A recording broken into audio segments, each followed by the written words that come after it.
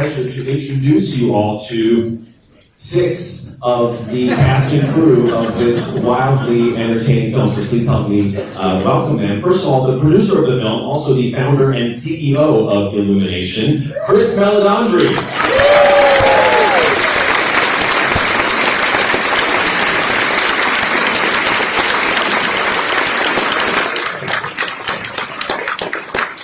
The writer and director of the film, and also the voice of Miss Crawley, by the way, Garth Jennings.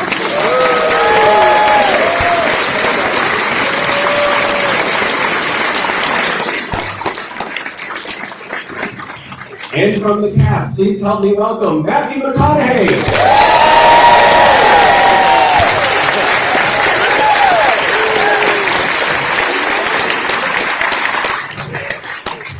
Also joining us tonight, Tori Kelly.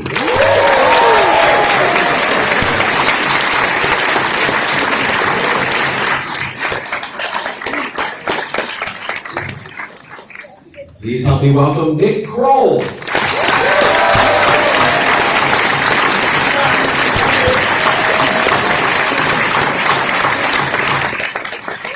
And the top new animation star of 2021, please welcome Bono.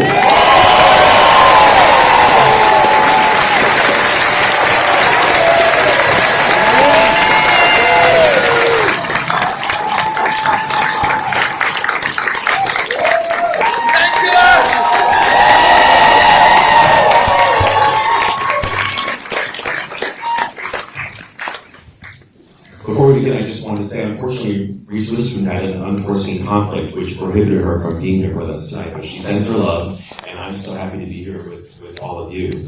Chris, I want to start with you. I'm just curious, in your heart of hearts, when the first Sing film was kind of being planned and discussed and thought about, did you have it in the back of your mind that this was going to be more than one? Or were you just kind of throwing it to the wind and seeing what would happen?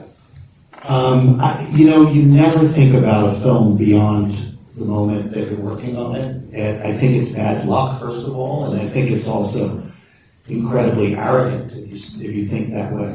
It was a journey that Garth and I went on, and the first movie was, what was it, like a 5-year, 6-year journey between the two of us? What, the whole thing? The whole thing. From beginning to now? No, just the first movie. Oh, that's about 4 or 5 years. About 5 years. And felt like 10. Really, what you try to pay attention to is the process. And you go, okay, how much are we enjoying this? And I tend to find, in most cases, when you're enjoying making something, that you end up making something that other people enjoy watching. Makes sense. Garth, when the sequel became a reality, how did you want to advance the story? What was the nut, the kernel of what you wanted to achieve? Well, we were starting to talk about it before we finished the first one. And just the idea of that by the end of the first movie, they'd only just got on stage. And they'd only just got out of their shells, as it were. And it was just such a lovely opportunity to see how far we could take them. That every art form's got its sort of neck, hasn't it? If you see Madison Square Garden, or if you're an actor, Broadway. But our little troupe, we thought, wouldn't it be great? They tried to play like a show, like a Cirque du Soleil scale show. And they barely had a set in the end of the first one. What if they went that far? And why? Because they feel they can. They believe that they can reach those heights. Yeah, that's how it began. I'm curious about the addition of the Clay Calloway character. Like, what came first, the description of Clay Calloway, or the thought that you would want Bono to do it? Or did he sign on and then different aspects of the character became real because of the casting? It was a bit of both. It started as a character, an ideal character, a liner, rock star, recluse. That was kind of a lovely drawing of it. And then we got this guy. A well-known recluse. But we had this amazing conversation about music. The first time we ever spoke about this part, and talking about the character and what music meant. meant to you, even personally, and how that would relate to the character we had in mind. So a lot of the details, like the fact that why would this character lose his voice? Why would he become a recluse? And that's where you started to weigh in, didn't you? Miss Crowley talked me into hanging out with all these people. Does everybody know that Garth is I mentioned Crowley. I brought it. It's pretty amazing.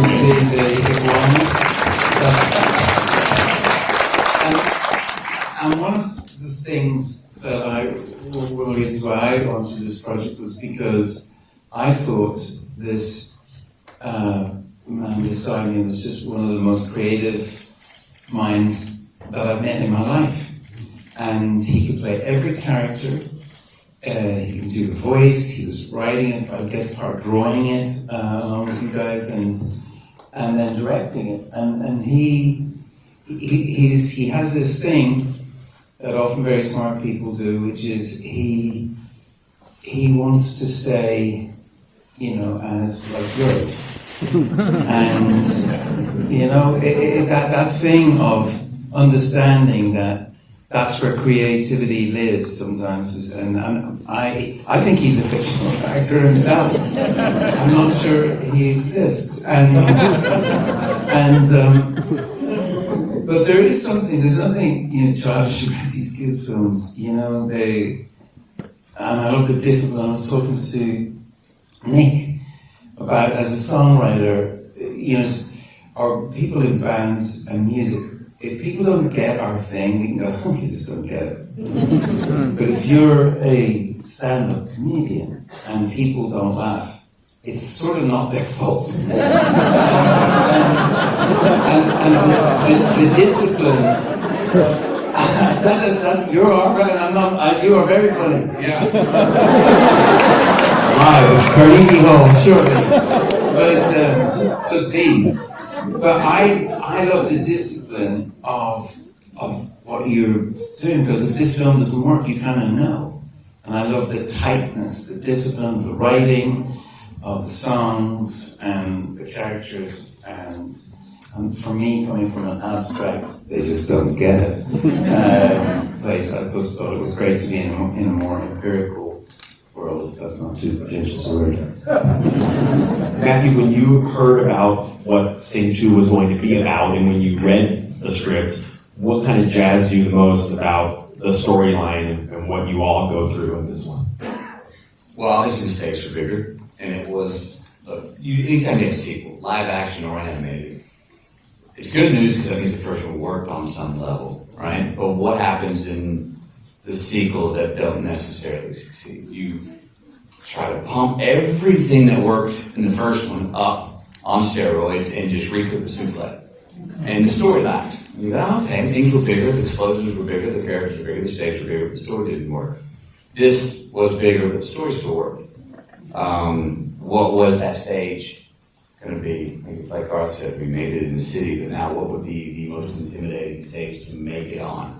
Here on Earth, our Red Shore City, and then that also elevates your bad guys.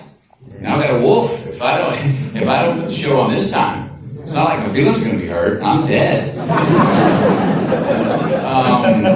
And so the stakes were bigger. It was just I had to squirm out a lot more problems this time. Buster had to squirm and work his way out. I wrote a lot of checks that I didn't know if I could cash. I wrote more checks in this one that I didn't know if I could cash. Made more promises that I didn't know if I could keep.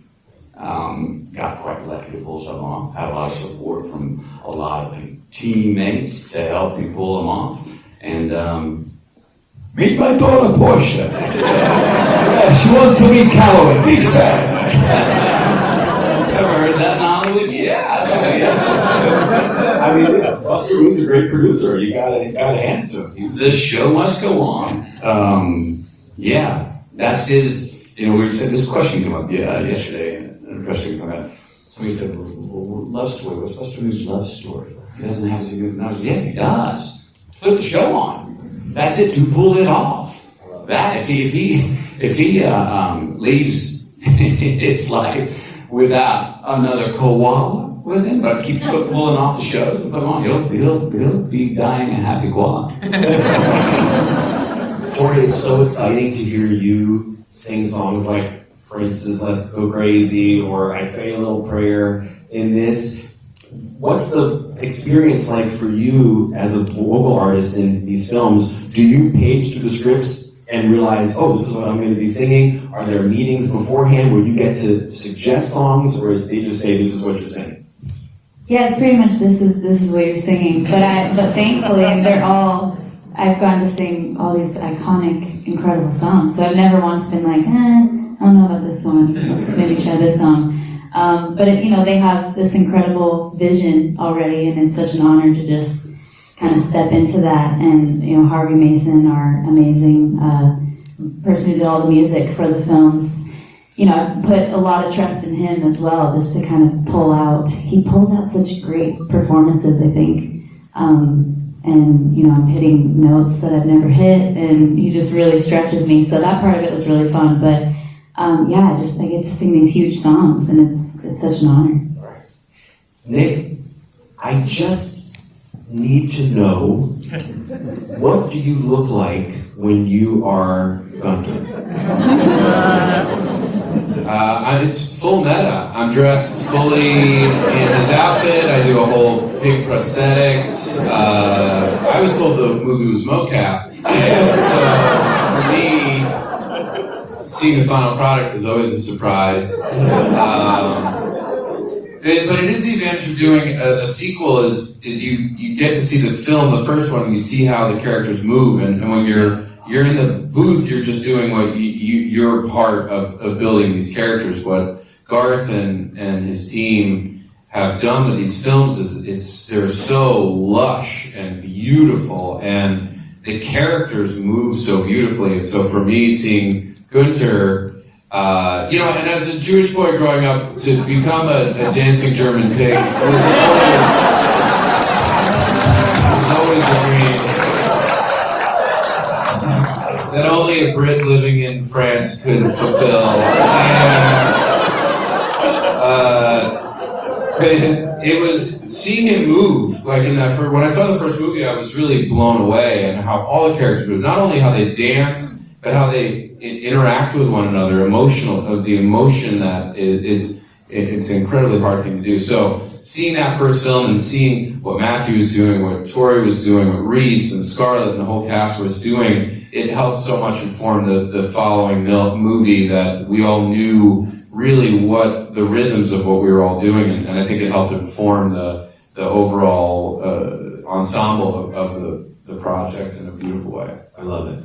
Garth, as people in this room may or may not be aware, the first Sing film was your first time directing an animated film, which is incredible.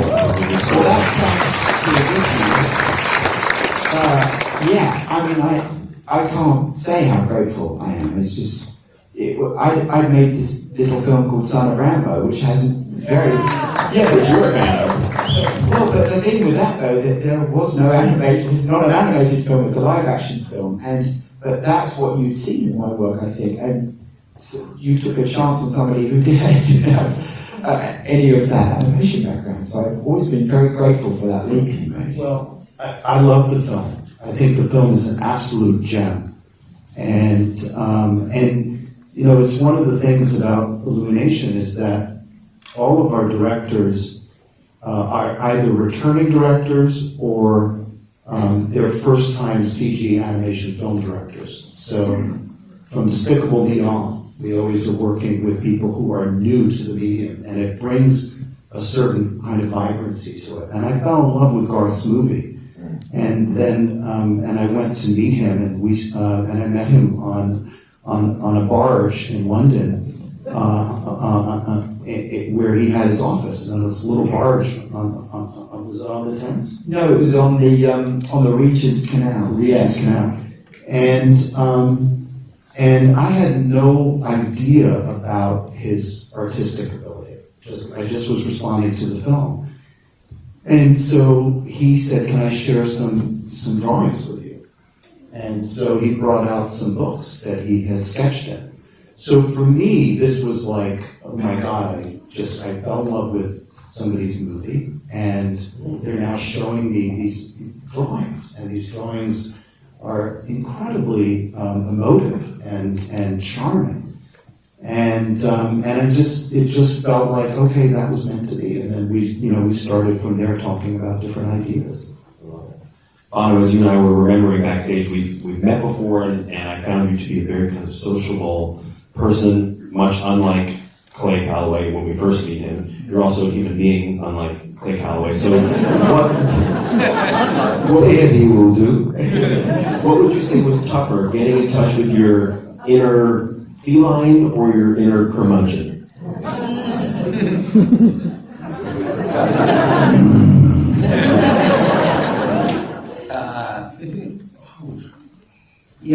Getting over my shyness over the years, I've done a lot of work on myself.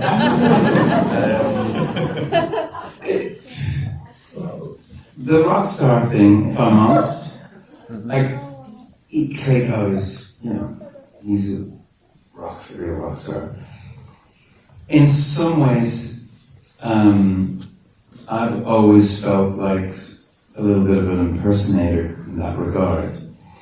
And, I know I can do it, and with my mates around me, I can do it. But and punk rock allowed me to get onto the stage because I had no obvious musical skills, but numbers did. But I remember rock stars meaning a lot to me when I was a kid. And even when punk happened, punk was this thing where, there was no more heroes. The Stranglers had a song, no more heroes anymore.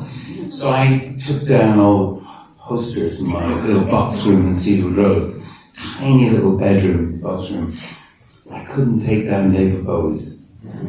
And he was a real rock star. John Lennon was a real rock star. The Beatles were rock stars. When I was a teenager, Patti Smith and whatever, The Clash, I held onto these for dear life. I really did. And I think you'll find in the audience here, and no matter how old you are, it's a liberation to find out the thing that you can do. So for me, finding out I could sing was a real liberation.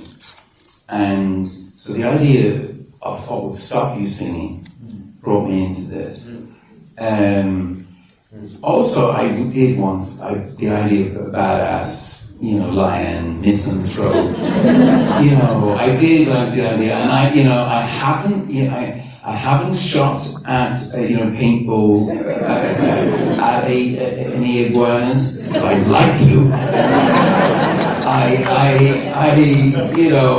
have a house with a fence around it and trees and stuff, but it's not electrified.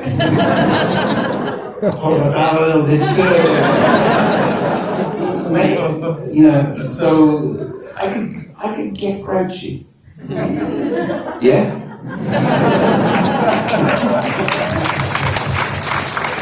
Matthew, I'm curious to know, when you find yourself in a situation where someone that you meet or run into either knows that you are Buster Moon or learns that you are Buster Moon, and then they get excited, do you do it for them? Do you have a special line that you deliver when someone wants to do it?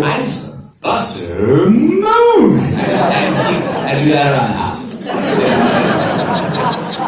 All of my kids' favorite characters in this one were the robot janitors that tap dance. Oh, the Tarsiers. Love them. Did you go back to Wes Anderson, that Tarsier? Yeah. Yeah. The guy who says, we're the night cleaners, that's Wes Anderson.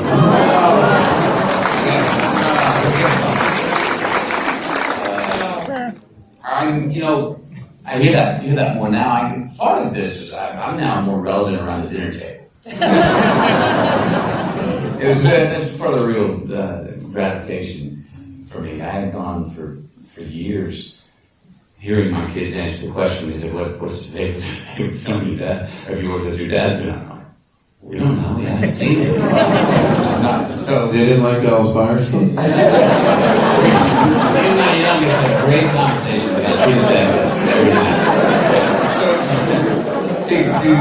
to give them something that they see. And then, still my favorite part in watching scene 1 and scene 2. They know I was in the movie. They were there. They came in the studio. They met Garth. We went through Paris, France. We saw the makings of it. They know I'm in it. But to sit there, and here it comes, the Buster move comes on, and the voice comes out. And they go. And then it locks in, and like, that's a great moment. That's better than any paycheck. That's not a bit so great. Tori, I'm curious. When I watch animated films, or when I ever see the footage that the studios release of the people in the booth doing it, I would just be so self-conscious the entire time, particularly when you have to just like make random grunting noises, like Mina does at the beginning, when she's kind of running through. Yeah. How do you get over that? So I actually just remembered that I was being filmed because I just saw some of the like behind the scenes stuff that got sent through, and I think that's the beauty of working with Garth and the whole team is I completely forgot that there was a camera on me because you just get so into the scene and into the moment, and definitely the most awkward thing I think for this movie though was me falling down the hole in the beginning, because it was like trying to imagine me falling down a hole, and I've never actually fallen down like that. So it's all, you have to really use your imagination, especially because, unlike a lot of these guys, this is my first time kind of diving into the voice acting stuff. So that was fun. I think you just have to, you have to just really, make a fool of yourself and not take yourself too seriously, and that was really fun to do. Nick, here's a question for you, and if anyone else after Nick has an answer for this that you think is relevant, I'd love to hear it as well.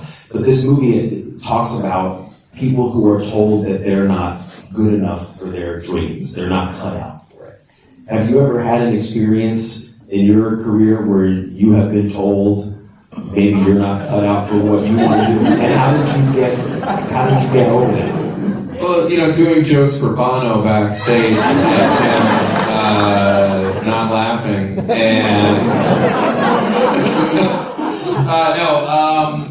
I think that's part of. I mean, that's a huge part of show business, which is you put yourself out there over and over, and if you're lucky, every once in a while you catch a break and you get to do the next thing, and then you put yourself back out there again, and you hope that it continues to go well, and it truly never does always go well.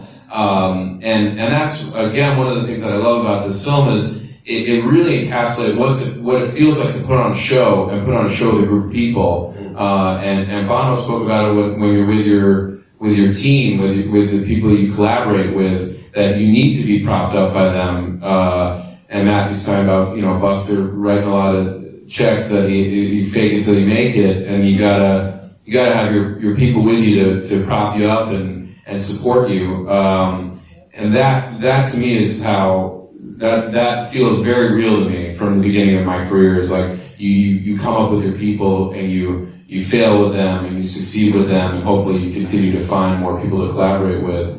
And I think that's just a part of show business, but it's also a part of whatever it is we all endeavor to do with our days, is put yourself out there and hope for the best, and hope to find a team around you to support you and that you can support in return. Any others of you that have experience that that theme in the movie?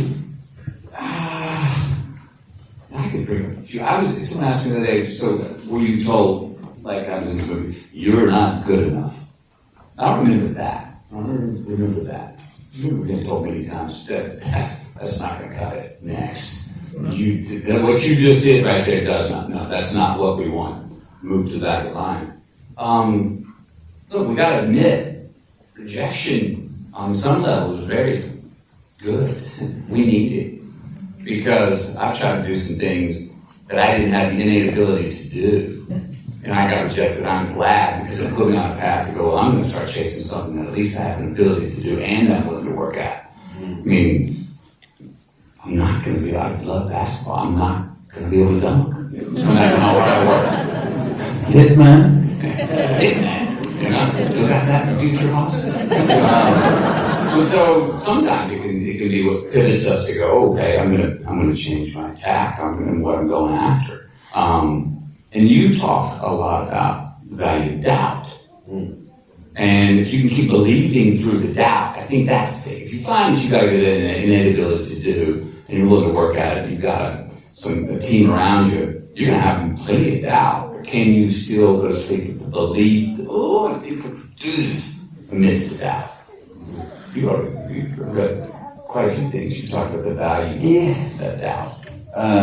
My mate Gavin Friday used to say, insecurity is your best security as a performer.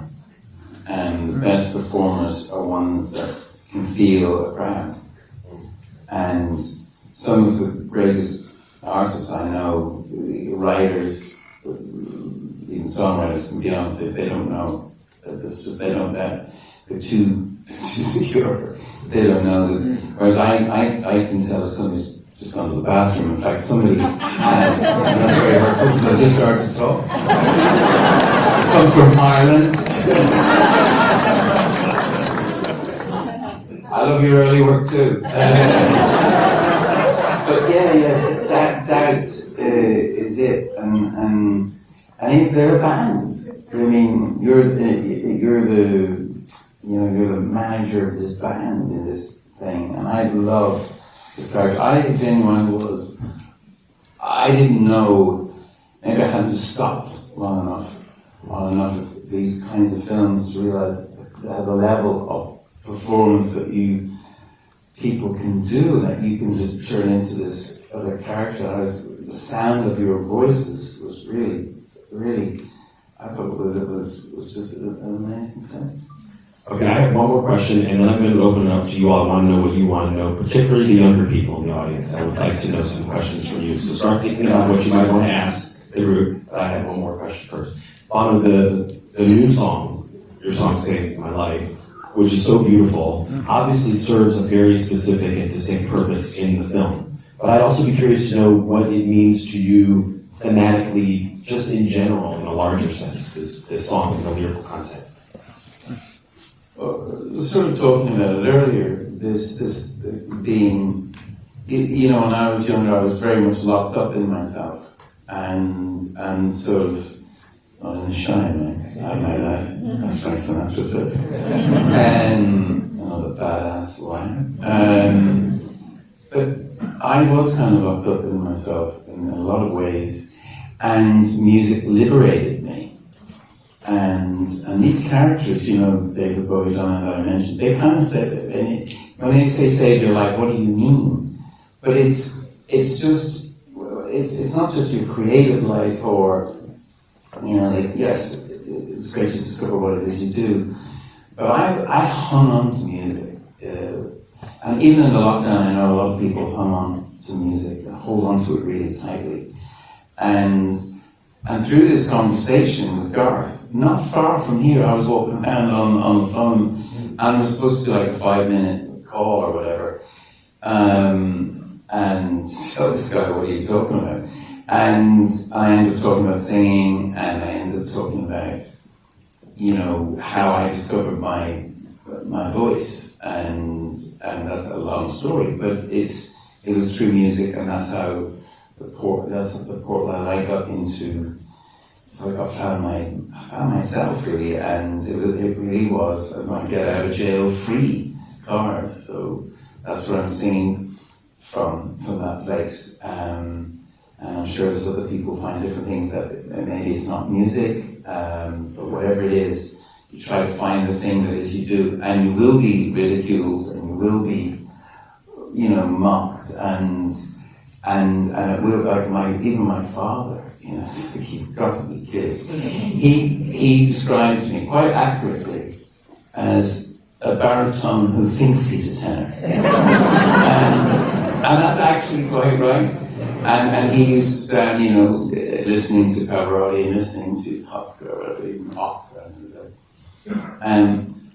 But I ended up being, and he sang quite well, but I, without any training, managed to find my way through that. And my father's thing was don't dream, because to dream is to be disappointed. So he didn't really encourage us to have big ideas about yourself, which is, of course, an encouragement for any megalomaniac. I'm like, just ignore me, and you know what's going to happen. So that's if you want the literal from our conversation. That's how I got there. That's great. Okay, what do you all want to know? Don't be shy. You're right here. Oh, the microphones. Look at this. Well, that makes it easy. Hi, I would just like to know what's your favorite line that your characters say in the movie? Nick? The truth is, I have a bit of a goldfish brain, in that I forget everything that I've done about 5 minutes after I've done it, so I don't have a ton of memory for... I'm fine. How are you? Favorite line of your character? What's that? You don't. Yeah, please. It's not really a line though. It's the song. It's your song. The backgrounds Yeah. that you're doing they're just so good. That's what I expected to You know what hear. I'm talking about? It's like the beep boots. Those set me. I was like, that's so genius. Basically, you had a lot of other great I like it when he said maybe it's like room service. No, the first one was sort of what I would get the reflection was like, Major Pinky Power! And similar, when I've done the voice for kids, they're like, oh, that's Gunter, and then I'll do it, and they kind of look at me slightly confused and angry, and it's sort of a disappointment for everybody. So that would be my answer. Tori, what's your favorite We theme? all get that. Does the whole cast get that? Because I get the same thing. Like Yeah. parents will be like, "Oh my gosh, look, it's Nina," and the kids are like, "No, it's not." And, like, can you sing something? And I'm like, "It's not gonna work." But that's been fun with the whole animated film thing. But favorite line of Nina's, gosh, she's so quiet. So she only has like a few. I have to say, for your first acting, you're so good in the movie, and so especially the second one too. You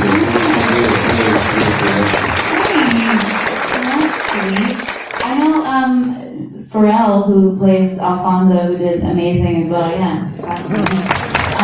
We had a cute little moment at the end that I think is cute, where Mina's yelling at him. He's in the front row, and he really wasn't on stage the whole time, obviously. But she was like, "Great job," and you realize that they're actually just meeting for the first time.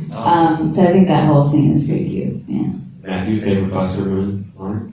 Dream big dreams. Yeah. Bono, favorite line? Tippy-toes, tippy-toes. I can say it tippy-toes. I love doing that. Garth, favorite Miss Crawley? Oh,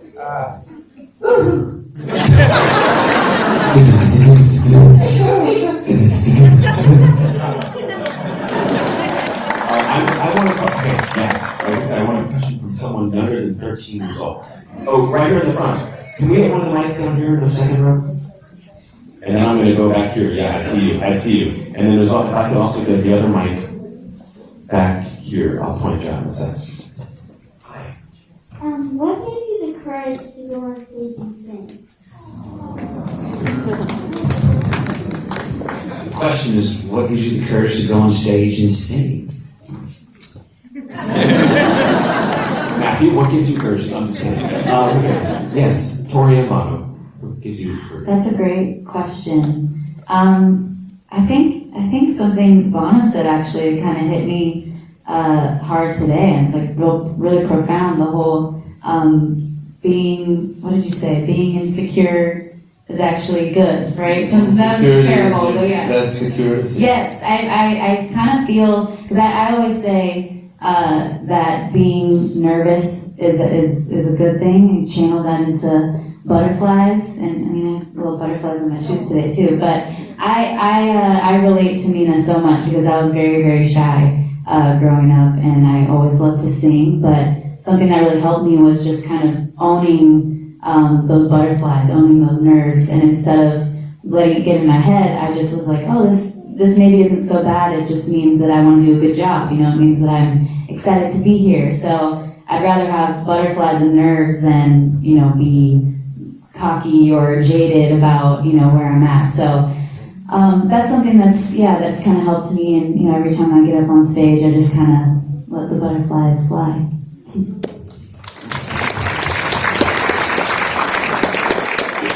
Where are you? Second row. What's your name? Do you sing? I think you got to push yourself through it. When I knew I wanted to be a singer, but I couldn't share that because where I grew up and kind of my mates, it just wasn't the thing. In the north side of Dublin, it was me. It was my fault. I couldn't quite express that. And there was an amusing moment where I was trying to get into the school.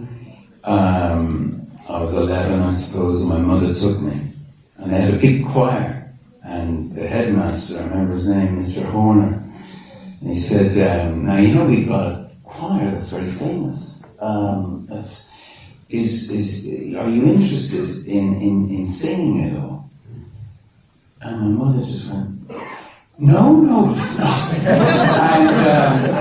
And sensing my embarrassment, she just was covering for me.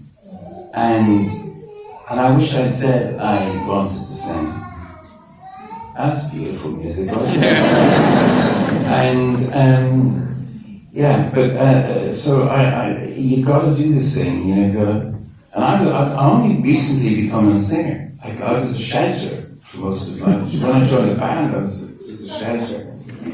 And the reason I'm on the stage, the reason that Clay Calloway goes out on stage, is because he realizes that there's love out there, and that's what he's been missing. And he embraces it. And the reason, how's that? I saw another young person saying, it's hard with the lights. Okay, but I see you right, yeah. Okay.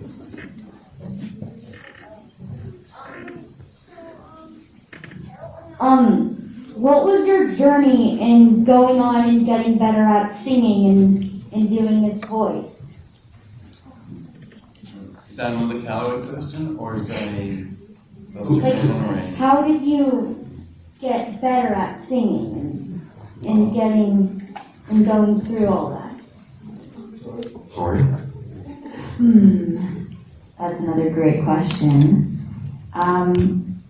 Like I said, singing has always been a huge part of my life since I was very, very young. My parents say I was around 3 years old that I started singing around the house. And so it was always kind of, the seed was always there. But like I said, I was very shy, And I think one thing that I'm very grateful for is having, very much like Nina does, and like a lot of the characters have, is that support. For me, it was support from my parents, and they saw that I had this passion, and my dad is a singer as well, so we always were singing around the house, and he would challenge me. I consider that was kind of my practice, I guess. He was, always doing a run or, singing some notes, and he'd be like, okay, now your turn, and we'd kind of go back and forth, and then it went from there to, doing voice lessons, and I think it kind of just depends, how seriously you want to take it. For some people it's just it's like a fun hobby, and for me it was like, no, I want to get better. It's similar to, I think with athletes, they go to practice, they're getting ready for game day, and there's a lot more that goes into it than just what we see on the court, or whatever sport it is. And I always think of that parallel with an athlete, because not a lot of people realize, there's a lot of work that if you choose to, I guess, not everyone puts the work in, but I think there are definitely ways to, stretch and train and work out this muscle here, your vocals. So if that's, your passion, then there's ways to train that, just like an athlete would.